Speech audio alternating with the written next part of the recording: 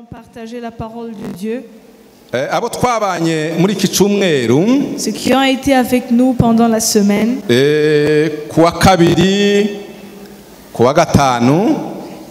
mardi et vendredi,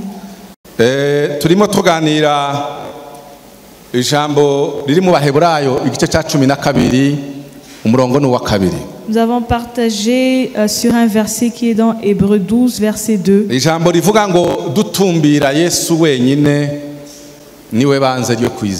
le thème, c'est de fixer le regard sur Christ, car c'est lui le consommateur de notre foi.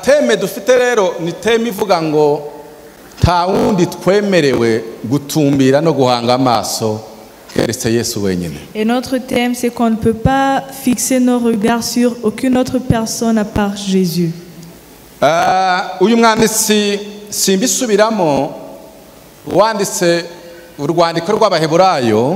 Celui qui a écrit la lettre aux Hébreux n'a pas mentionné son nom pour qu'on puisse savoir c'est qui. Mais les gens qui ont analysé le style de l'écriture, ils pensent que c'est Paul qui a écrit.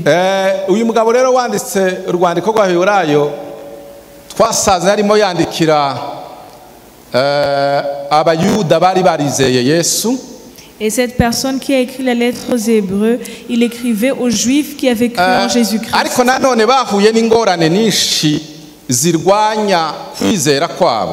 Mais qui ont été persécutés à cause de leur foi. Et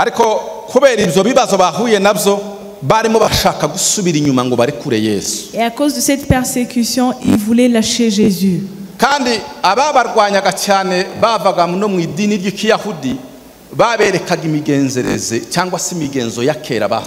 Et ceux qui les persécutaient le plus, ils venaient aussi de l'église des Juifs parce qu'ils avaient laissé les traditions anciennes. Alors celui qui a écrit la lettre aux Hébreux, il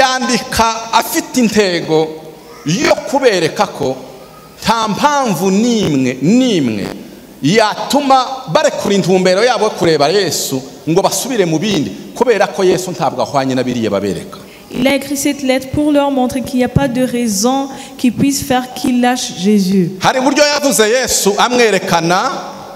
Il a parlé de Jésus et on a partagé à propos de sa mort.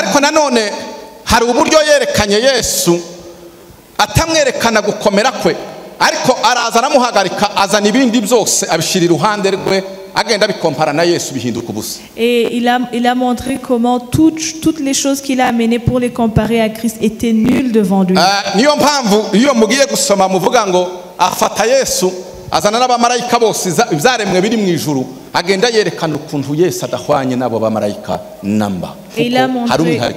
Il a montré comment Jésus était supérieur à tous les anges.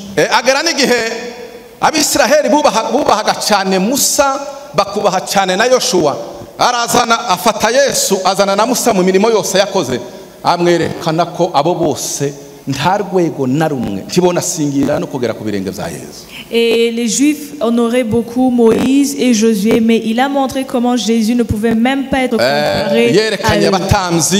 yerekana n'ibitambo byatanzwe nta kintu aterekanye maze agiye gukora conclusion.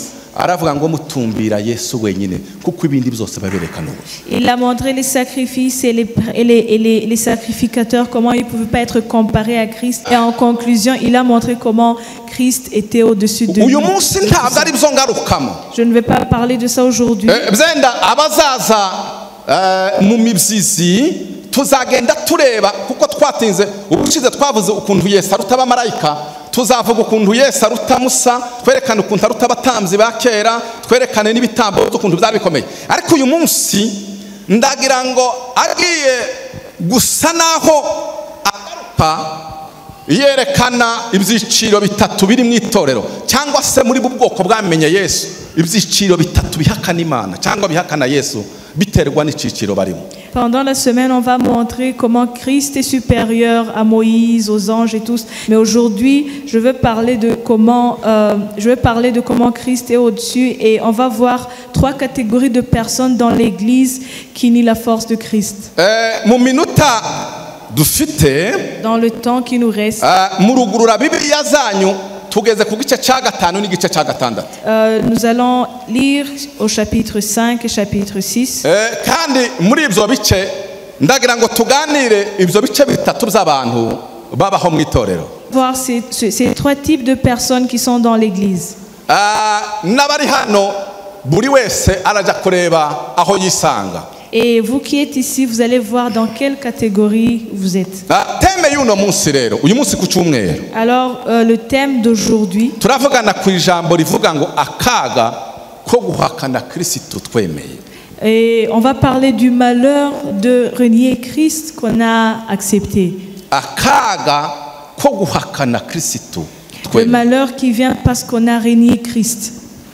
Iyo usomye muri iki gice cya 5, quand vous lisez au chapitre 5, turahera ku gice cya 5 umurongo wa 11 kugeza ku murongo wa 14 n'igice cya 6 umurongo wa 1 kugeza ku wa 4. Verset 11 jusqu'à 14 et chapitre 6 verset 1 jusqu'à verset 3. Uyu mwanditsi yasobanuye neza yerekana iyi kategori ya mbere ikibiranga n'impamvu zituma bahakana Yesu bemeye. Et l'auteur il a montré cette catégorie et pourquoi il renie Christ. Il y a 4 choses que vous allez trouver ici. Ijambo rya mbere iyi kategori ya mbere yitwa abantu bagize igihe barizeye Yesu bari mu itorero ariko bagakomeza kuba bamutobabizi ba mu buryo bw'umwuka. Cette catégorie c'est des gens qui ont fait du temps, ils ont connu Christ mais ils continuent à être des enfants. Nukuvuga ngo n'abantu bizeye Yesu kandi bafite imyaka myinshi bavuga ko bizeye Yesu. C'est des gens qui viennent de faire beaucoup de temps et ils disent qu'ils ont cru en Christ. Ariko nanone waje kubitegereza waje kubareba. Mais quand tu les observes, ugasanga bahakana Yesu mu byo bakora. Tu vois qu'ils renient Christ par leurs actes. Kandi babitewe n'impamvu nyinshi. Et à cause de plusieurs raisons. Icyambere la première, umwanditsi yanditse hano turaja kukigarukaho barangwa no kuba bagize igihe kirekire bari mu rusengero. Ils ont fait beaucoup de temps à l'église. Barangwa bagize igihe kirekire bagaburirwa. Ils ont été nourris pendant longtemps. Bagize igihe kirekire barigishijwe. Ils ont été enseignés pendant longtemps. Bagize igihe kirekire bitwaza Bibiliya. Ils ont passé beaucoup de temps en portant la Bible. Bagize igihe kirekire bicara muri izi ntebe z'imyeru. Ça fait longtemps qu'ils s'assoient ici dans ces chaises blanches. Bagize igihe kirekire bari mu matsinda n'amakomisiyo. Ça fait longtemps qu'ils sont dans les commissions et les ministères. Bagize igihe kirekire barabatijwe. Ça fait longtemps qu'ils ont été baptisés. Bagize igihe kirekire bafite amazina y'ububatizo menshi. Ça fait longtemps qu'ils ont ces noms qu'ils ont reçus à cause du baptême. C'est la première caractéristique. Mais quand tu les observes, ugasanga ko malgré uwo mwanya muremure bafite batinze mu rusengero baracakeneye guhabwa inyigisho zifatizo. Malgré tout ce temps qu'ils ont passé à l'église, ils ont toujours besoin de recevoir les enseignements de base. Parce que l'auteur a écrit à partir du 11e verset. Nous avons beaucoup à dire là-dessus. Et les choses difficiles à expliquer parce que vous êtes devenus lents à comprendre.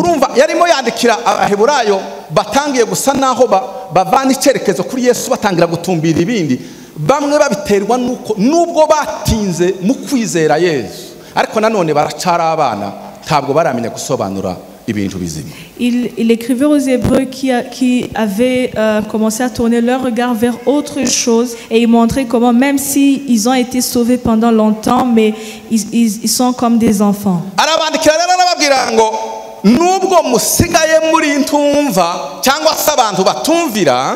Vous êtes devenus lents à comprendre. Arababwira ngo urebye igihe mumaze mwaramenye Yesu, igihe mumaze mwarakijijwe, igihe mumaze mu rusengero, mwari mukwiye kuba abigisha b'abandi. Vous, en effet, qui depuis longtemps devriez être des maîtres, ariko namwe muracyakeneye kwigishwa ibyifatizo byerekeye inyigisho ziva ku Mana aho gutunganwa n'ibiryo bikomeye muracyakeneye amata. vous avez encore besoin qu'on vous enseigne les premiers rudiments des oracles de Dieu. Vous en êtes venus avoir besoin de lait et non d'une nourriture solide. Harimo ibintu bibiri. Il y a deux choses ici. Ndagenda mbivuga bikurikirana. Et je vais parler de ça. Icyambere cyatangaje umwanditsi. La première chose qui a étonné arababwira ngo narabasuzumye igituma bamwe muhaye mukura amaso kuri Yesu mugatangira kureba ibindi mwasize bagenda babereka impamvu nuko naje gusanga igihe mumaze mwitorero igihe mumaze mu kumenya Kristo mwakagombye kuba mwarabaye les enseignants mwakagombye kuba mwarigishije abandi ariko muracyari bato muracyakeneye kwigishwa des notions élémentaires. Il a dit la raison pour laquelle vous ne fixez plus le regard sur Christ, c'est parce que même si vous avez passé beaucoup de temps à l'église, vous êtes toujours comme des enfants. Vous avez besoin d'apprendre les premiers rudiments de l'évangile. Dans l'église,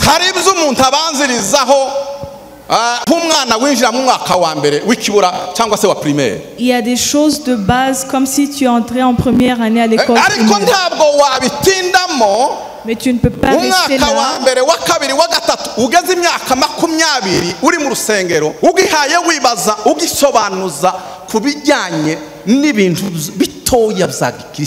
Tu ne peux pas faire une année, 2 ans, 3 ans, 20 ans l'église en cherchant toujours à comprendre les choses de base.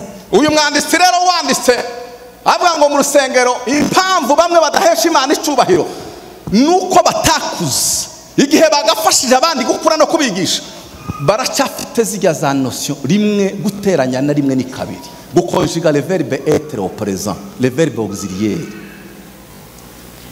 mu mwuka nico kibazo kinini gihari. Il a dit la raison pour laquelle certains parmi vous ne glorifient pas Dieu, c'est parce qu'ils ont toujours besoin de ces enseignements de base, comme à l'école primaire où on t'apprend 1 + 1 = 2. ikintu cyantangaje uyu mugabo Ce qui m'a étonné, ntiyarekeraho gusati ikimbabaje n'uburyo mutinze mu rusengero igihe mwarimu maze mwakagombye kuba barimu kugira ngo mwigisha abandi muraciga navyo kwiga ntimwiga ibikomeye mwiga ibintu bito cyane ngo agere ku gice cya 6 arabivuga. Et il n'a pas seulement dit qu'ils avaient besoin des premiers rudiments des oracles de Dieu, mais il a parlé aussi de ces choses-là basiques qu'ils ne connaissaient pas encore. Aravuga ngo nuko rero ngo twe gukurikira gusa inyigisho zibanze zerekeye Kristo ahubwo dutera imbere dusingire izikwiriye abakuze ngo twe kwirirwa tugaruka ku mahame y'ishingiro ariyo aya nimwumva aya mahame y'ishingiro de notion élémentaire kwihana ibikorwa bitagira umumaro. C'est pourquoi, laissant les éléments de la parole de Christ, tendant à ce qui est parfait, sans poser de nouveau le fondement du renoncement aux œuvres mortes. Nimuvuga ngo kwihana ibikorwa bitagira iki umumaro. Renoncer aux œuvres mortes. Buriya abantu bagitinda mu nyigisho zijyanye no kwihana ibyaha nizazindi wigisha umuntu wa mbere ugikizwa ese gukizwa niki uwakijijwe yitwara gute. Ce sont des notions élémentaires. Les notions élémentaires comme le salut, c'est quoi la repentance, qui est une personne qui est sauvée. Noneho abandi ntabwo gusara uburyo bwo kwihana ibikorwa bitagira umumaro aravuga ngo no kwizera Imana kwa kwizera kuzana gakiza ikindi inyigisho zerekeye kubatiza kutari kumwe ngo no kurambikwaho ibiganza kuzuka kw'abapfuye ngo n'urubanza rw'iteka. Hari abantu bakidisikita bagitindaho noneho ugasanga intumbero yabo yarindagiye impamvu baracyari abana nubwo batinze mu rusengero.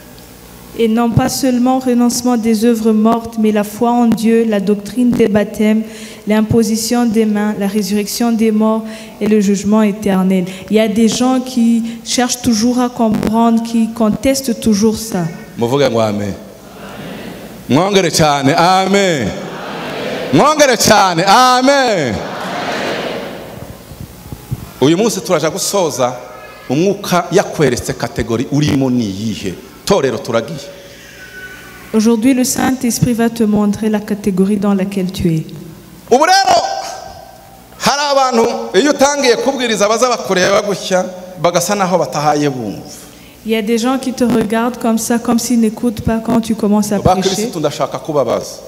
J'aimerais vous demander, chrétiens, Abashumba urugamba turwana nabo narwo ubu ngubu ni uruhi. quelle est la bataille des pasteurs aujourd'hui? Ikibabaje imitima yacu gikomeye cyane ni igiki? Qu'est-ce qui est lourd dans nos cœurs?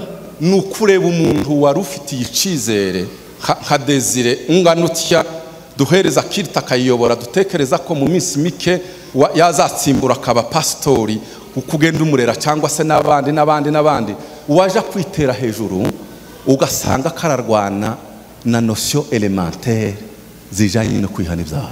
C'est de voir quelqu'un comme Désiré qui peut diriger le culte ici, qui pourrait nous remplacer un jour pour être pasteur ici. Et tu vois que cette personne, elle n'a pas encore compris les notions élémentaires. Kubera urwo rwijiji nuko kurindagira amaso ye ntagitumbira Yesu asigaye atumbira ibindi bintu n'ibindi bidasobanutse ukibaza uyu waramureze imyaka 20 yicaye mu ntebe z'imyeru muri Kimisagara uyu muntu yumvaga cyangwa ntiyumvaga warukiye kuba umwigisha yabaye umwigishwa.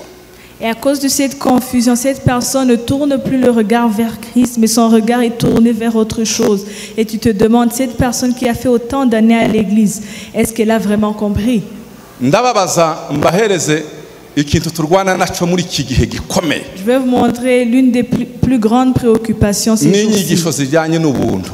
C'est les enseignements de la grâce. Ce sont des enseignements utangiriraho ukiri muto. C'est les enseignements basiques. Utekereza umuntu uzakakubwira ngo Une personne qui vient te umwami dire, Yesu yarangije ibintu le Seigneur Jésus, il a tout accompli. kandi uwemerewe gukora icyo ushaka cyose gusambana Et tu peux kwiba faire tout ce que tu veux, l'adultère, voler, icyacu tout. wagitanga utagitanga agakiza nti Que tu donnes la dîme ou pas, tu as le salut.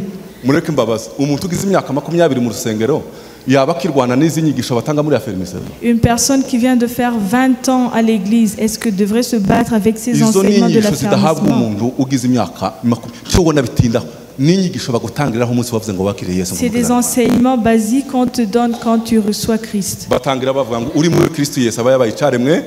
On commence en disant, celui qui est en Christ, il est une nouvelle créature. Les choses anciennes sont passées. bagatangira kukwereka uburyo utangira ubuzima bushasha ibyo Et on ugomba commence kwerekana à uko te montrer comment tu commences une nouvelle vie. ubu rero mukagira ngo none nabagiye hanze abari aha Pensez que c'est les gens qui sont dehors. Ici, beaucoup de barimo gens. barwana n'izo nyigisho. Il y a des gens qui se battent avec ces enseignements. noneho Imana yakwitegereza ikavuga ngo ndababaye kubera ko intumbero utagitumbira Yesu kubera ko batinze mu rusengero ukomeza kuba umwana. Et quand Dieu te regarde, il est triste parce que tu ne fixes plus ton regard sur Jésus, parce que tu as fait beaucoup de temps à l'église, mais tu es resté enfant. nta kintu cobabaza umubyeyi Il n'y a rien qui puisse faire mal à un parent. mbabwiza ukuri Je nta vous kintu kiza dis, kibabaza umubyeyi Il n'y a rien qui puisse faire plus kubona mal à un warabyaye umwana parent ukamukuza que de voir un enfant que tu warangiza as kumukuza que tu as élevé ukamwambika ikoti et tu lui fais porter une ukamwambika veste n'inkweto et les chaussures. ukamwambika na karavati afite imyaka Avec une 18 cravate, il a 20 18 ans, il a 20 ans.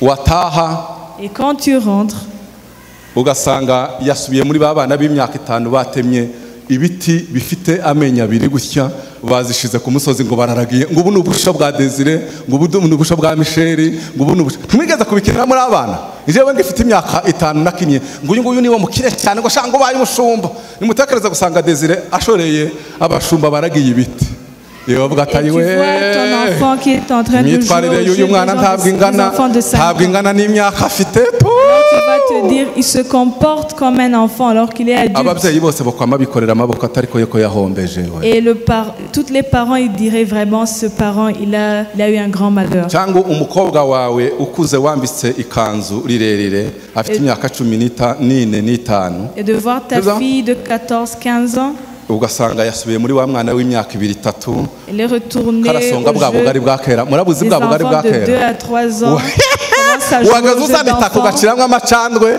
cyangwa ugashyiramo amazi ugatangira gusonga harya kakobo kagahinduka inkono Commence à jauger ukamubwira ngo les enfants muzane de ubugari cuisiner. tugaburira abana. Tekereza umwana w'imyaka 15 inkumi yicaye haha Imagine wo une fille kwikorera de amaboko 15 mu ans, gitangaza si tu cyawe. voyais qu'elle jauge des enfants de 2 ans ou 3 ans. muza mubiseka ibyo ni ibiryo bifatika. hari ibintu Imana iza yitegereza Il y a des ikakureba choses que Dieu igihe yo kugura regarde. icyizere ugasanga uri muto babizira. Il voit que tu es comme un enfant. nta kintu cobabaza umwarimu Il n'y a rien qui puisse faire mal à un kukwinjiza enseignant. ekole primaire umwaka wa mbere wa kabiri wa gatatu wa Qui a kane enseigné un enfant en ukarangiza uwa première, gatandatu deuxième, ugafata troisième, certificat il finit ukinjira secondaire. sixième, il entre au secondaire yamara akakubwira ngo conjuguer verbe être au présent et il te dit de conjuguer le verbe être présent ukavuga ngo jetre. et tu dis j'être. ni ukuri kw'Imana. hari abakristo baza bakonjiga mu mwuka verbe être au présent bakayivuga ngo jetre. Il y a des chrétiens qui font la même chose.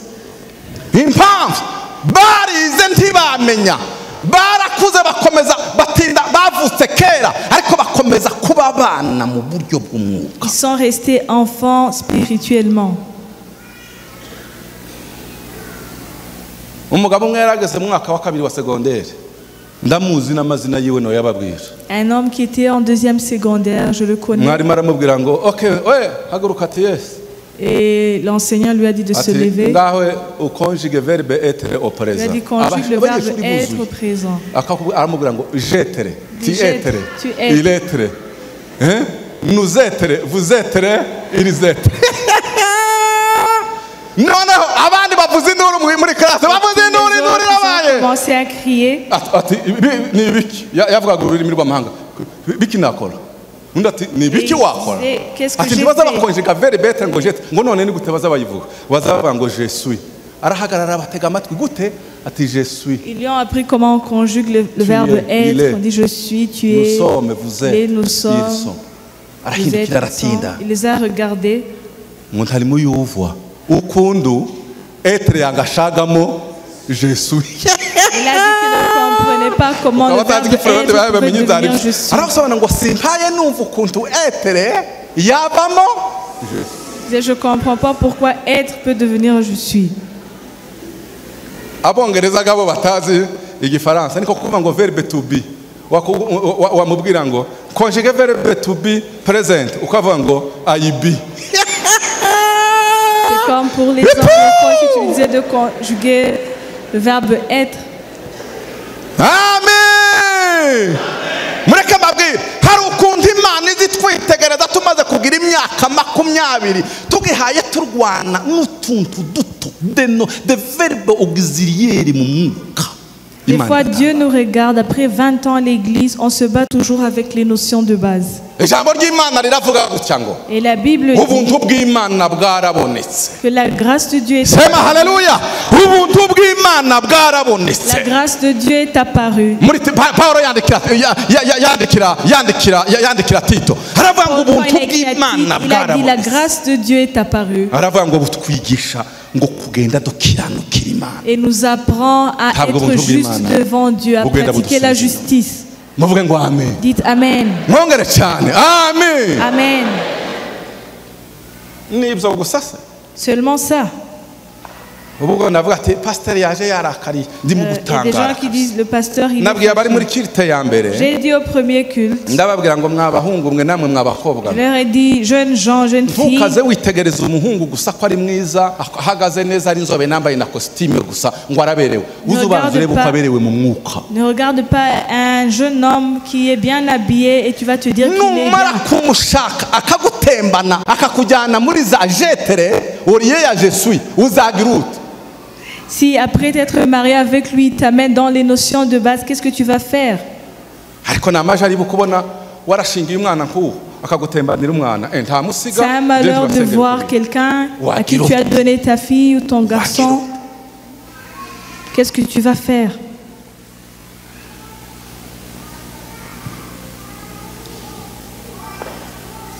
abantu batagitumbira Yesu. Les gens qui ne fixent pas leur regard sur Christ. abakristo baza baforoda mu rusengero Les bagize imyaka 20 chrétiens barakijije. qui font de la fraude à l'église et ça fait 20 ans qu'ils sont sauvés.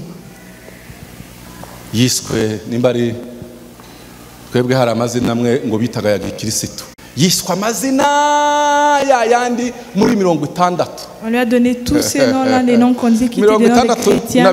na 2018 n'imyaka ingahe?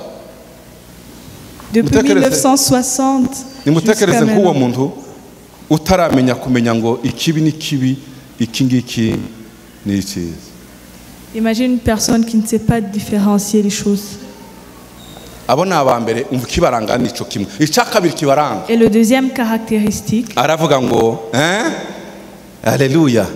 Munsubize haleluya. Amen. Mwongere cyane haleluya. Amen. Ngo ariko namwe muracyakeneye kwigishwa ibyifatizo byerekeye inyigisho ziva ku Mana.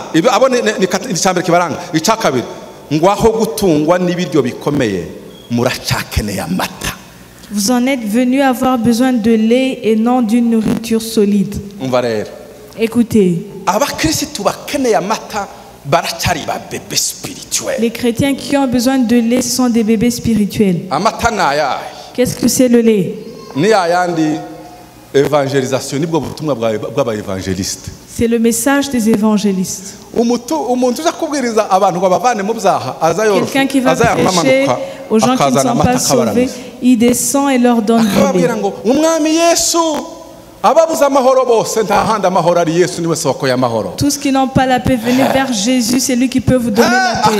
babandi bose bazabarara badasinziriye abadayimoni babaniga umwami Yesu bose yarabirangije abadayimoni yarabahemuye ku mugaragaro. Nimuze murebe ukuntu atanga amahoro. Tous qui ne peuvent pas dormir parce que les démons ils cherchent à vous tuer la nuit, venez vers Jésus-Christ. Abo badayimoni baraye bicaye ku mutwe baraye bamunize Les personnes qui ont été opprimées par les démons ukabona je yirukanka je vont gukizwa. venir en Yesu courant. utabara abadayimoni kandi n'ukuri nibyo. Et Yesu c'est azayikora vrai, abadayimoni bakagenda. c'est vrai. Kandi Yesu azatanga amahoro ku Et bantu Jésus bataya. donne la paix.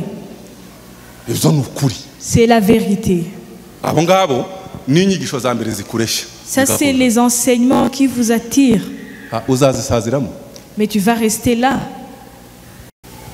Ninde bakubwiye ko ugomba gusazira muri zo nyigisho? Qui vous a dit que vous devez rester là-bas? Dore iyo ni page ya mbere. Ça, c'est la première page. Yanditseho ngo umwami Yesu utanga za mikoro nazo zo gufata mu kaboko n'ibitangaza. Mwage tuzazana izindi. Muvuge ngo amen. Ubu zamburiye uburyo kabisa. Hano page ya mbere iranditse ngo La Yesu première utanga page, amahoro. il est écrit Jésus donne Yesu la uzuniga paix. abadayimoni bagahunga. Il va chasser les démons. Yesu utanga abagabo. Il donne les maris. Abakobwa bakaza bakizwa kuririmba kugira ngo bazabone Et bafiance les babakubita filles viennent akajisho. être sauvées pour avoir des fiancés. Yesu utanga abakobwa beza. Jésus qui donne des belles Abahungu filles. bakaviriya birukanka ngo Et les bazashaka jeunes abagore gens bakazabatesha ils viennent pour umutwe. avoir des Ibyo muri Yesu bonnes babana. épouses. Ariko iyo imaze kugeramo batinzemo umwaka wa gatanu wa gatandatu wa karindwi. Mais si à la 5e, 6e, 7e année, Muvuge ngo haleluya. Uhindura page. tu dois changer de page. Ugasanga yanditseho gutya Et il est écrit à cette page, ngo naho imitini itatoha même si les figuiers ne portent pas de fruits imizabibu ntiyera et imbuto que les raisins ne portent pas de fruits, nta kabuza. sans aucun doute. Naha bizabigera rero abamenyereye amata. Alors ceux qui sont habitués à prendre le lait, abamenyereye kurya amata Ceux qui sont basanga habitués à noneho muri prendre le Yesu lait, imizabibu yumye amakumbi yashize les figuiers n'ibindi. ne portent pas de fruits, quand il n'y a pas de brebis, atagihaye atumbira agatangira kureba ils commencent à tourner leur regard vers autre tubona chose. umurava wawe wagiye he? Où est passé ton zèle? Ati wowe ibingibi wowe nako byihanganira wa. Et il va te dire, est-ce que toi tu peux tolérer cette situation? Mu bihumbi bibiri twabwirije ubutumwa hano za Kove abantu ibihumbi bibiri barakizwa aha. En 2000, on a prêché l'évangile, il y a eu 2000 personnes qui ont été sauvées. twari tugifite akabiro hariya.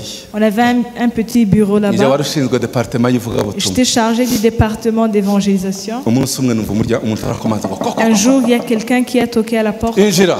Il est entré Ngo yinjire namasanga urujisho rwe rurangana rubi. Yari umukobwa. Yari umukobwa. C'était une fille. Aricara reka Il s'est dusenge. assis, je l'ai pris. Nasenga gutya nkageragezaga kuko uwo wagize amakenga ugomba gusenga unakanuye nta kibazo Et nabwiye quand tu as peur, des fois tu pries avec les yeux ouverts. iyo doctrine mwazanye bazabatera amakofe ngo nuguhumiriza gusa no guhumiriza no gusenga ubona ni normal. Tu peux prier en ouvrant les yeux, c'est normal. Kuri kw'Imana none se nzasenga ndi mu muhanda mpumirize ndeke kugonga imodoka amagare ntazangonga. Si je suis sur la route et que je conduis et que je prie, si je ferme les yeux, je vais cogner des ngahumiriza voitures. gutya ngakubita akajisho Et je la regardais quand on ngasanga priait. karandeba gutya Elle me regardait nikaho comme ça. hayambwira ngo rangiza vuba C'est rangiza comme si elle disait, Zo gusenga finis sizo ta naje. prière vite. ngo ndangiza arambwira ngo uzicanzanye Elle m'a dit, tu sais pourquoi je suis là? mpa amafaranga yo gukodesha inzu Donne-moi l'argent pour aller louer la maison. ko waje kwishyuza Comme si j'avais une dette. ati si mwebwe sowe pasiteri wa hano kuri Elle a torati dit, c'est pas toi le pasteur de cette église. mpa amafaranga Elle a dit, donne-moi l'argent. ese ko waje washiririye Je lui ai dit, byagenze pourquoi tu es fâché? atangiye kunirondora njyewe nari maraya Elle m'a dit, j'étais une prostituée wa hariya mukove dans Mukove. abagabo barazaga bakampa amafaranga Les hommes venaient me donner de l'argent. kariho inzu Je payais la kagura maison, ibiryo j'achetais de la kagura amavuta nourriture nk'isi et j'achetais la lotion. ngo baze kumbwiriza barambwiriza ngo Yesu twakiriye aratubuza abagabo tugomba kuva mu busambanyi tugomba kuva na reste business Et none ils uwo sont Yesu venus me prêcher, ils m'ont dit que Jésus nous empêche de commettre l'adultère et j'ai laissé tout ça. Et maintenant, je veux l'argent, qui me donne l'argent pour que j'aille. ni ukuri ko imana abapasiteri twaragowe Le pasteur, on a des problèmes, je n'avais pas de réponse. mubwira se ngo nasubira kuja gusambana azana amafaranga Est-ce que je pouvais lui dire de retourner dans l'adultère pour avoir l'argent? igisubizo nabonye ni kimwe Et la réponse que je lui ai donnée, aracyari umwana mutoya c'est une tugomba kumuhereza enfant. ibintu bikomeye ngo abiri Il ne faut pas lui donner des notions très compliquées. aracyakeneye amara Elle a besoin de lait. narasetse ndamubwira Pauline mtoto wangu J'ai mukobwa souri, je lui ai dit, yo nuko byagenze c'est vraiment comme ça que humura ça s'est n'umwami passé. Yesu byose azabitanga N'aie pas peur, Jésus-Christ, il va ariko te donner tout simurekera ça. icyo akeneye Mais ce si qu'elle a ukumuha besoin, amafaranga ce n'est pas l'argent, ni ukumwigisha inyigisho zimukuza c'est de l'enseigner des enseignements qui vont la faire grandir. kugira ngo agere igihe cyo kuzarya ibiryo bigize gute bikomeye Pour qu'elle puisse arriver à un niveau où elle peut no prendre de la nourriture anamenye solide. ko n'igihe amafaranga yabuze ntacyo yagurana Yesu Et qu'elle azamukomezanya n'ubwo bamwirukanye mu nzu Même le jour où on n'aura pas d'argent, il doit garder Et Christ igisubizo même cyo sur la gukora chasse ni de iki? la maison. ni ukumutransfera gusa muri affermisemo Et là, tu la transfères dans l'affermissement. abavuga butumwa bakoze akazi kabo bavuga ubutumwa Les évangélistes, ils ont fait ce qu'ils devaient faire. akeneye ba Emare na ba Nicola Il a besoin akeneye n'abandi d'Emar, Nicolas et les autres. bamwicaza bakerekana paje imwe ya Yesu y'umunezero Lui montrer une page de bakerekana Jésus, paje yindi joie, ivuga une ngo autre page qui dit umukurikira agomba kunyura mu nzira ifunganye celui qui suit Jésus doit passer par un chemin qui est étroit. umukristo turi hano Un vrai chrétien. nimba twajyanye muvuge ngo amen Si on est ensemble, dites mwongere Amen. cyane amen Amen. ese aho amaso yawe ntiyatangiye kuzamo urwijiji utagitumbira Yesu kubera ubwana ugumanye wabaye mu rusengero utarakuze Est-ce que tu n'es pas confus et que tu ne portes plus ton regard vers Jésus-Christ parce que tu as fait beaucoup de temps à l'église sans grandir? noneho arakomeza Et il a continué. nimba tukiri kumwe muvuge ngo Si haleluya on est toujours ensemble, dites mwongere Amen. cyane haleluya Amen. ijambo ry'Imana arakomeza Et il a continué. aravuga ngo umuntu ugitungwa n'amata gusa nimwumve abakiri umwana abataraca akenge kubyo gutunganira Imana ntabwo wokomeza kuba umwana nubwo wakijijwe bebe spirituel uzatunganira Imana ukiri umwana never. Or, quiconque en est au lait n'a pas l'expérience de la parole de justice, car il est un enfant. mbwirira mugenzi wawe umubwire ngo kura kura kura Dis à ton voisin, il faut agakiza grandir. ntigahagije. Avoir le salut, c'est pas suffisant. abakristo baribeshye bagira ngo none ngubwo yakiriye Yesu nk'umukiza n'umwami amina Yesu ndakwizeye mu mutima ngo po ninde wakubwiye kuri aho ngaho ugaruka Il y a des chrétiens qui se disent que tant que tu as reçu le Seigneur Jésus-Christ, c'est tout, c'est fini. ugomba gukora Tu dois grandir. asifiwe milele Gloire au Seigneur. noneho ageze ku murongo wa 14 aravuga ngo naho abantu bakuze nimwumve naho abantu bakuze bo batungwa n'ibiryo bikomeye ibiryo by'amabuye azafata igufwa yakubita kw'iryinyo akarinyeganyeza Mais la nourriture solide est pour les hommes faits. batungwa n'ibiryo bikomeye kuko baba baragize akamenyero ko gutandukanya ikibi n'iki gutandukanya ikibi n'iki Dans le jugement exercé par l'usage à discerner ce qui est bien et ce qui est mal. ubu kubona Roza mumurebe Roza Regardez Rose, nubwo mumubona gutya n'umubyeyi utari mutoya c'est une maman. afite umuhungu uri muri university Elle a un fils qui est à l'université. kandi batakiri nari kumwe wigenga iyo yagiye et qui est maintenant indépendant, il vit amaze ailleurs. odilo akagaruka ku bibero bya mama we Et un muhe jour, n'ibibero son fils revient et lui dit j'ai besoin d'un biberon. ibitangaza biba birahe ababyeyi bose boza kumusura ngo wavomesheje akayunguruzo Et tous les parents vraiment auront pitié d'elle. sindya biriya mama bazi ndome nimba ubuze amabere yemwe amashereka ava mu ibere ryawe hereza bibero Si nyunyuza son fils lui disait même si tu peux pas m'allaiter, donne-moi le biberon. hari ukuntu imana izi twitegereze ikavuga ngo Des fois Dieu nous regarde. uwakuze azarya ibiryo by'amagufa Celui qui est mature, il prend de la nourriture kandi solide. azamenya gutandukanya ikibi n'iki Et il sait discerner le bien du mal. asifiwe reka nakubwiye ntabwo azarya iby'amagufa gusa nawe azahinduka amabuye zahinduka Non seulement il prend de la nourriture solide, mais lui aussi il est fort.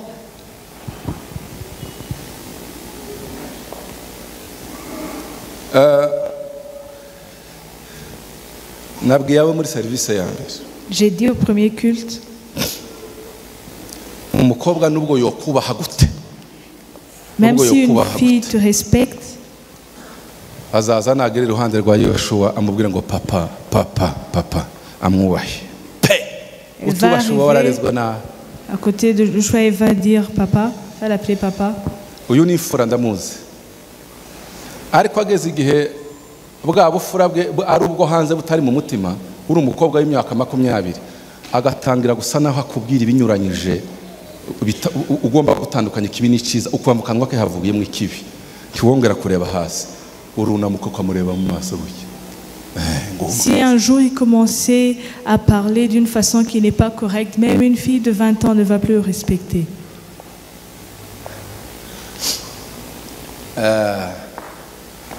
buriya reka nkubwire kubera ko utakuze ngo werekane uwo uri we abantu bose barakuvogereye Parce que tu n'as pas grandi, beaucoup de gens ils prennent avantage de kubwira toi. umukristo wakuze mu gakiza nubwo ari subalterne nubwo ari hasi cyane n'abayobozi bo hejuru bazabamenya ngo ibi twobimubwira ibi twobimubwira Un chrétien qui est mature, même si tu es dans une position qui est très basse, mais même tes dirigeants, ils vont savoir qu'il y a des choses qu'ils peuvent te dire et ceux qui ne peuvent pas te dire. ariko abantu benshi Mais beaucoup de gens, babaye ubwo arakijijwe n'umupira batera ils sont sauvés, mais ils sont devenus comme un ballon. undi akamusubiza uriya wundi Les gens font des passes. wamenye gutandukanya ikibi n'icyiza Tu ne sais pas discerner le bien du mal. hora mzerekana nzanye karito yuzuye za biswi Si jamais on a un carton rempli de biscuits, kazana n'akantu gafunze gatoya k'agatambaro karimo ibiro 2 by'izahabu et j'amène 2 kilos d'or, kabwira umwana ngo hitamo ico nguhereza muri ibi et bibiri je demande à l'enfant de choisir. umwana azaterura iki Qu'est-ce qu'il va choisir? karito y'ibiswi Il va choisir les biscuits. ariko nzabyereke Yoshuwa Et si je montre ça à Joshua, azirukira ku mabiskwite est-ce qu'il va choisir les biscuits? kiriya biro by'izahabu birimo za biskwite wogura zikuzura k'imisagara yose Les 2 kilos d'or peut lui acheter tous les biscuits qu'il veut. umwana yishwe no kutamenya guhitamo Le Pascal problème de l'enfant, c'est qu'il ne sait pas choisir. hari abantu bakimezira iby'isi Il y a des gens qui mesurent les choses du monde avec les choses de Dieu. bakaza bafata Yesu Prennent Jésus d'un na Yesu côté bakamufata hano bakabarasinga et avec les choses du monde, ils agatangira essaient de kwibaza ngo mesurer. ese ndarekura iki mfata iki Et ils se demandent qu'est-ce que je vais prendre, qu'est-ce que je vais lâcher. Yesu aragerera mwase ntazagerera Jésus n'est pas comparable à tout ça. ni unique ni imfizi ni igifizi kiri ku musozi kiza civuga utundi dufizi twose twaceceka Il est plus puissant que toute chose. abo ni abambere kategori ya mbere Ça, yavuze c'est la yabo première catégorie. bishwe n'ubwana no kudakura bari Leur musenge problème, c'est qu'ils n'ont pas grandi. ntubara imyaka Ne compte pas barahugeze. les années. warakuze cyangwa uracyari umwana Est-ce que tu as grandi ou pas? bankubaza mugenzi wawe Demande à ton voisin. warakuze Est-ce que tu as grandi ou pas? ukunda amata cyangwa ukunda ibiryo Est-ce que tu aimes le lait ou la nourriture solide? yesu w'ibigoye na yesu w'ibyiza umwakira kimwe? Est-ce que tu reçois de la même façon Jésus dans les situations compliquées, dans les bonnes situations? buriya nkunda kamikaze witwa Paul. J'aime beaucoup le kamikaze qui s'appelle Paul. yaravuze ngo Il a dit, arapima n'inzara n'ukwambara ubusa il a dit, est-ce que c'est la nudité? Est-ce que c'est la faim? Est-ce que c'est l'épée? ni ibiriho ubu ni ibizaza. Ce qui est présent, ce qui va venir. ararahira Et il a juré. ngo ni ukuri Il a dit, c'est vrai. ngo bizaba ari ibiriho n'ibizaza. Que ce soit les choses présentes ou les choses à venir. ngo ntagishobora kuntandukanya n'urukundo. Rien ne peut me séparer de l'amour de Christ. ntagishobora gutuma mpumaguza ngo mpumaguze ntacyitegereza Kristo. Rien ne peut faire que je ne fixe pas mon regard sur Christ. hari abantu satani azacisha urushi mu maso gutya. Il y a des gens que Satan commence à faire des gifles. hari uwavuze ngo satani nagukanga akavuga ngo we akakubwira ngo we. Il y a quelqu'un qui a dit si Satan, il essaie de t'intimider. Ne dis pas oui comme lui. Il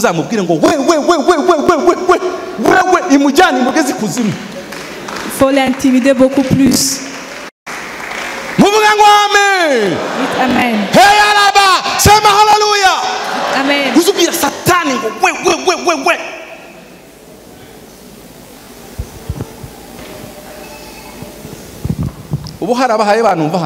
Est-ce qu'il y a des gens qui m'écoutent ici?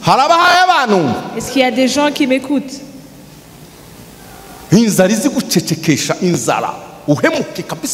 La faim fait que tu pêches. Ou bien le regard de ton superviseur. Et il y a des brouillards devant toi, tu commences à te poser des questions sur Jésus. Tu te poses des questions sur Jésus. C'est lui seul vers qui on doit faire ou dans des mauvais temps.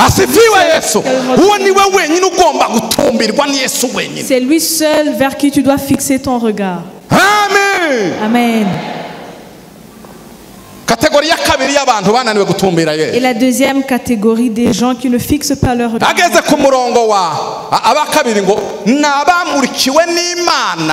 Ceux qui ont vu la lumière de Dieu et ils ont connu la vérité. Et après ils commencent à déformer la vérité. Déformer.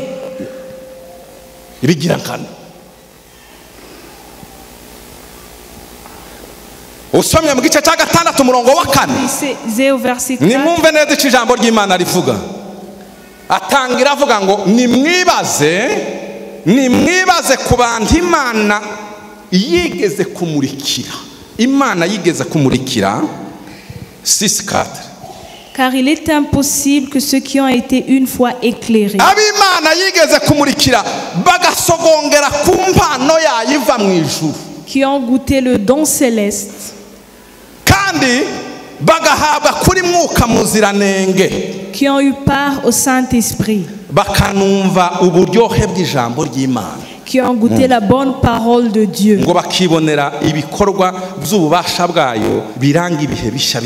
et les puissances du siècle à venir.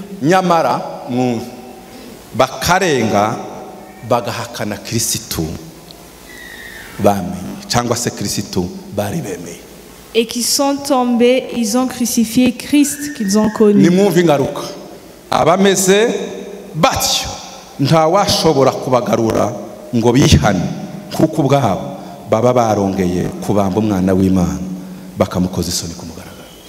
Il est impossible qu'ils soient encore renouvelés et amenés à la repentance puisqu'ils crucifient pour leur part le Fils de Dieu et l'exposent à l'ignominie. Ce qui m'a étonné, ils ont reçu Christ. Ils ont reçu Christ. 2. Ils ont été remplis par le Saint-Esprit. 3. Ils ont goûté à la bonne parole de Dieu. barahishuriwe bamenya ukuri kw'ijambo barakumenya. Ils ont compris la vérité de l'évangile, de la parole de Dieu. Ikindi ngo babonye ibikorwa bikomeye by'ububasha bwayo. Et ils ont vu les grandes œuvres de Dieu. Ils ont été témoins y'ibikorwa by'Imana ndetse Imana ishobora kuba yarakoresheje ibintu bikomeye bihambaye. Ils ont été témoins des grandes œuvres de Dieu. Ariko bakarenga bagahakana Kristo bari baramenye. Mais ils ont renié Christ qu'ils ont connu. Babambye umwana w'Imana bamukoze isoni ku mugaragaro. Ils ont crucifié le Fils de Dieu et l'amènent à la honte. Iyi ni kategori ya kabiri iba mu rusengero. C'est la deuxième catégorie des gens qui sont à l'église. Iteye ite? Quelles sont leurs caractéristiques? Ni abantu baza bahindura ijambo ry'Imana kubera inyungu zabo. C'est les gens qui déforment la parole de Dieu pour leurs propres intérêts. Hari abantu baza bahindura ijambo ry'Imana bakarishindura kuburanisha intege nke bagira. Il y a des gens qui déforment la parole de Dieu, ils utilisent ça pour défendre leurs faiblesses. Hari abantu badeviye ijambo ry'Imana kugira ngo birehereze benshi. Il y a des gens qui déforment la parole de Dieu pour s'attirer beaucoup de gens. Ab'Imana iyo ibitegereje. Et ces personnes-là, quand Dieu les regarde, izisanga batagitumbiriye Yesu neza. ils voient qu'ils ne fixent plus leur regard vers Christ. Ce n'est pas parce que ce sont des enfants qui ne connaissent pas la vérité, mais ils utilisent la parole de Dieu pour leurs propres intérêts. Et tu peux me dire, pasteur, comment?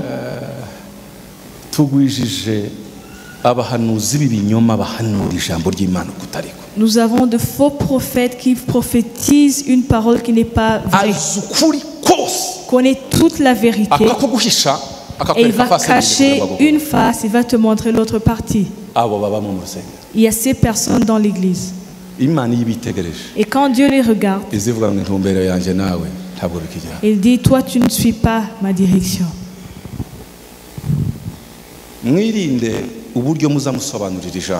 Prenez garde comment vous interprétez cette parole. Cette parole. Prenez garde.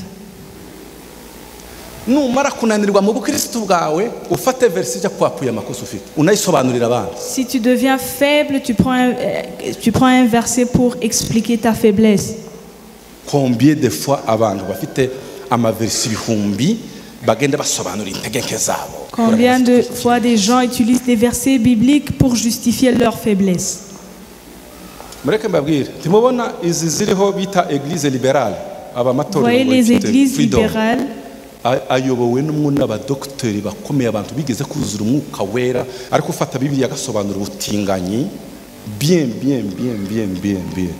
Sont dirigés par des docteurs, des gens qui ont compris la parole de Dieu, mais ils prennent la Bible et justifient l'homosexualité.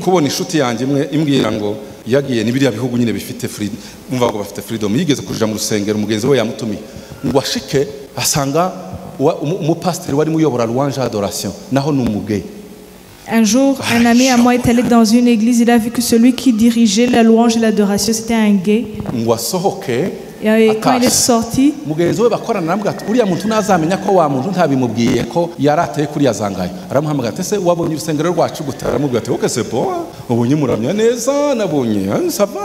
a dit, comment tu as trouvé notre église? Il a dit, l'église est bien. Mais j'aimerais te dire quelque chose pour que ça ne te choque pas. La personne qui dirigeait la louange et l'adoration, c'est un gay. C'est un homme qui vit avec un autre homme. Mais il faut comprendre chez nous, c'est une église libérale, c'est comme ça.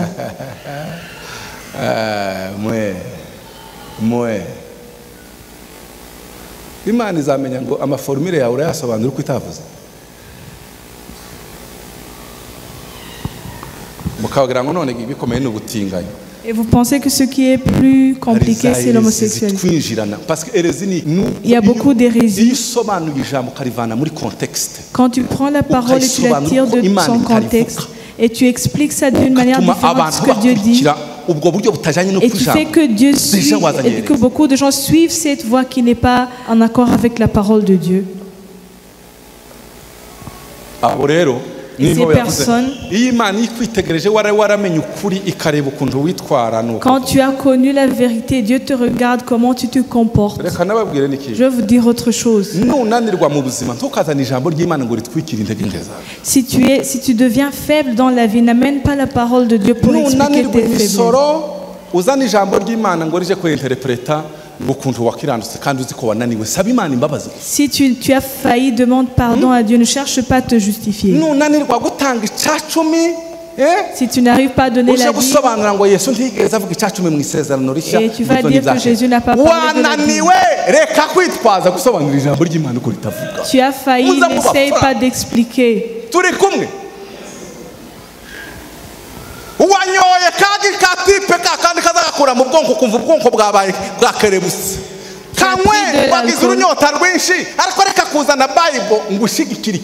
Ne prends pas la Bible pour expliquer le mensonge. Non. Tu peux faillir seul, mais ne contamine pas les autres. Est-ce que vous m'aimez toujours? Je vais vous le dire.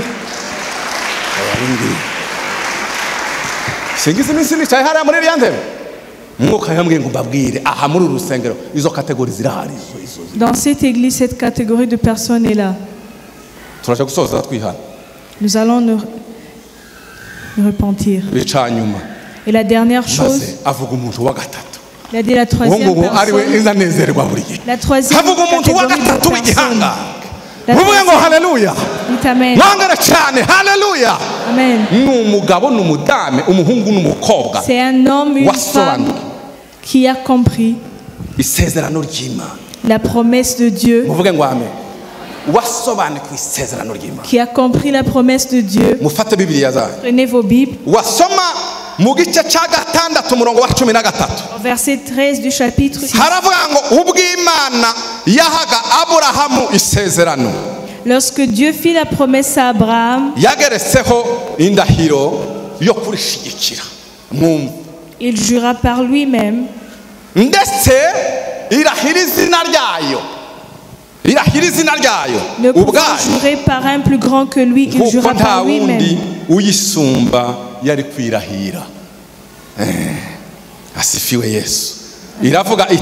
Et dit, certainement je te bénirai et je multiplierai ta postérité.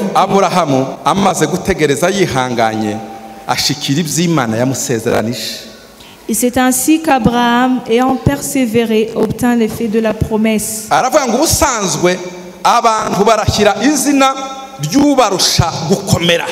Or les hommes jurent par celui qui est plus grand qu'eux.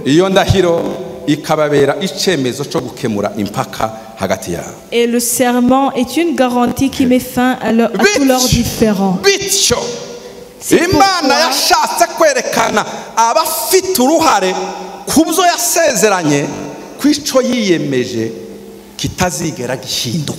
C'est pourquoi Dieu voulant montrer avec plus d'évidence aux héritiers de la promesse l'immuabilité de sa résolution,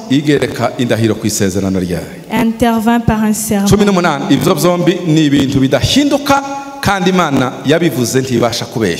Afin que par deux choses immuables dans lesquelles il est impossible que Dieu mente,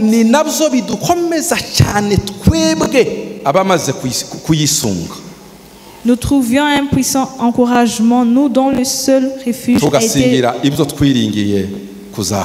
de saisir l'espérance qui nous était proposée. Cette espérance, nous la possédons comme un ancre de l'âme.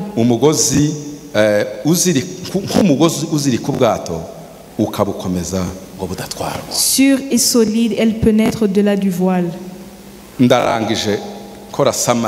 Je vais faire un résumé. Écoutez les paroles que cet homme a dit.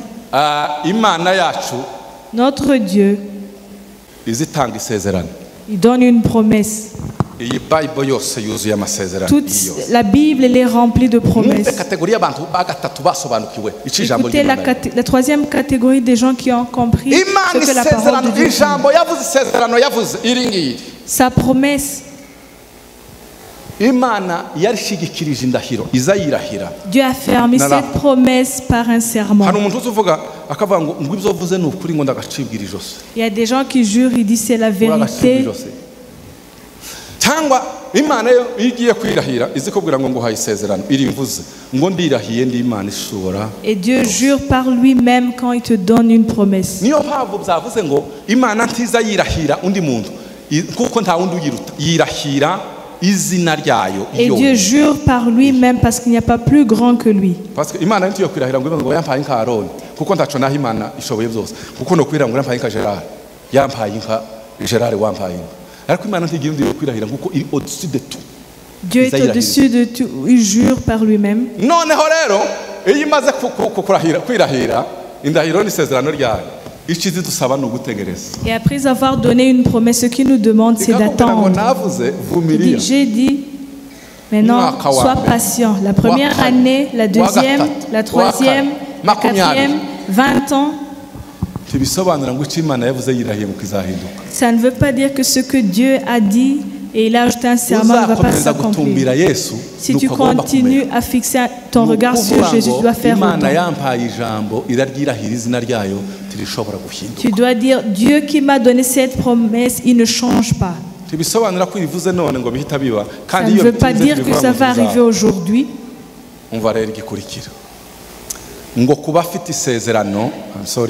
Pour ceux qui ont cette promesse, pour ceux qui ont la promesse de Dieu, cette chose-là va arriver. Et c'est ça le secret qui donne la force aux chrétiens et crée une espérance en eux.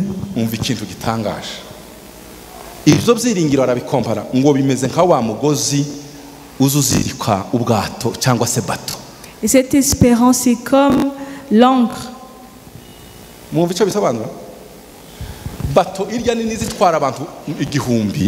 bateau qui peut prendre 1000 personnes. Le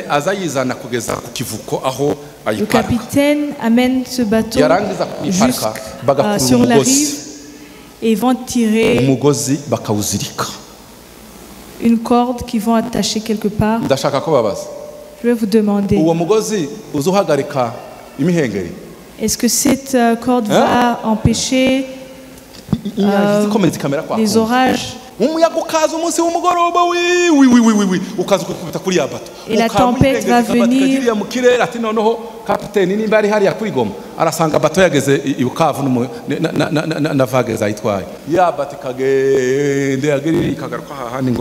Et le bateau il va monter, il va revenir au même endroit. Pourquoi? Parce qu'il est attaché.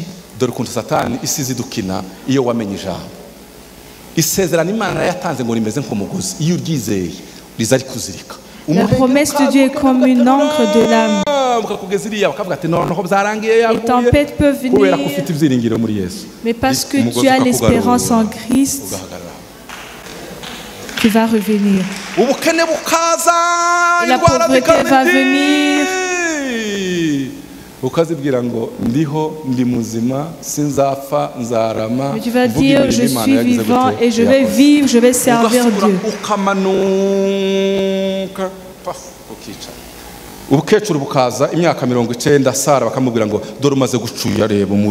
Et là, je continue à avancer comme Sarah qui avait 90 ans. Et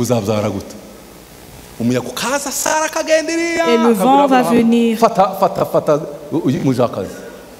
undi atari kuri igicucu Imana yavuze akagenda agasora akagaruka ku ijambo akagenda mu myaka 90 menopause fois 2 umugore agatwita akavyara Isaka. Mais à 90 ans une femme qui était ménopausée peut avoir un enfant. Uzura ngo iyo niyo kategori y'abantu bakomeye bafashe ibyiringiro bakabishira mu cimana yabavuze. C'est les gens qui ont placé leur espérance dans ce que Dieu a dit. Satani nazaza gutera.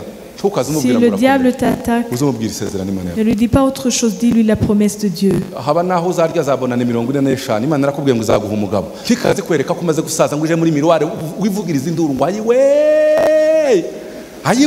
si tu arrives à 45 ans, tu n'es pas marié, n'aie pas peur.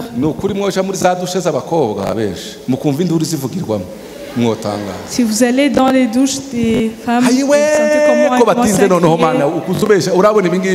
Oh Seigneur, tu as tardé. nuzazobona muri miruwari bibiha bigenda uzubibwira ijambo ngo Imana yarambwiye ngo konyorare uje umuhungu azaza tu azaza. Il viendra. Yava muri Amerika muri Australia yava vient des États-Unis, d'Australie. Kugira mugenzi wangu atakuja tu. Dis à ton voisin, il va venir. Kategori ya gatatu nabaziritswe n'ivyiringiro by'isezerano. La troisième catégorie, c'est ceux qui ont attachés par la promesse de Dieu.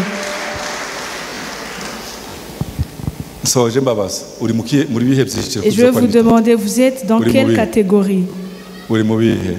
Tu es dans quelle catégorie? Ce sont ces gens qui vont garder leur regard fixé sur Jésus. Levez-vous, on va prier. Vous savez,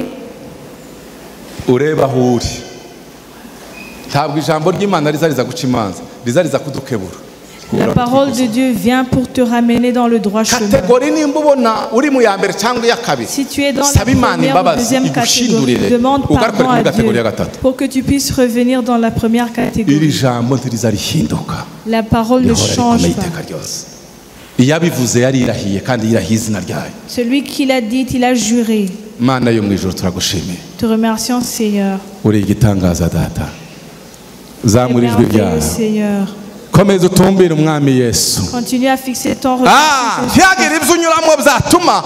sur les choses par lesquelles tu passes ne le Dieu qui t'a appelé et il ne change pas. Ne change pas. Parlez à Dieu. Tu es encore enfant, dis à Dieu, je veux grandir. Si tu as déformé la parole de Dieu, demande pardon. Il faut te tenir dans la parole de Dieu. Merci Seigneur parce que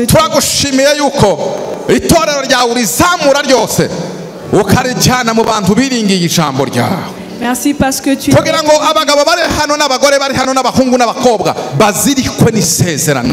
que les hommes et les femmes qui sont ici soient attachés par ta promesse. Que tous les vents et les tempêtes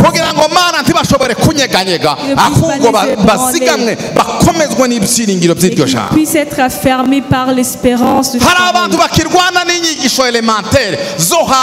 Il y a des gens qui se battent contre les enseignements de base. Qui puissent être des hommes et des femmes adultes matures. Merci Seigneur. En étant calme devant Dieu. J'aimerais voir quelqu'un qui veut recevoir Christ. Si tu veux recevoir Christ, lève ta main si tu veux recevoir Christ. Lève ta main si tu veux recevoir Christ. Que Dieu te bénisse. Venez ici devant. S'il y a une deuxième personne qui veut recevoir Christ, parce qu'avant de grandir, tu dois naître. Avant de grandir, tu dois naître. Tu dois être la deuxième personne. Si tu veux recevoir Christ.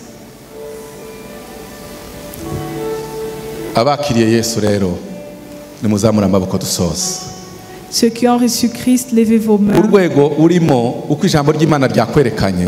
La catégorie dans laquelle tu es, selon la parole de Dieu, la parole de Dieu a la capacité de te tirer de là, t'amener à un niveau supérieur, là où Dieu veut que tu sois. Pense-y. Là où tu as failli, demande pardon à Dieu. Et là où tu ne peux pas, demande à Dieu de t'aider. Merci Seigneur. Pardonne-nous pour toutes les fois où nous avons attristé. Et là où nous avons déformé ta parole.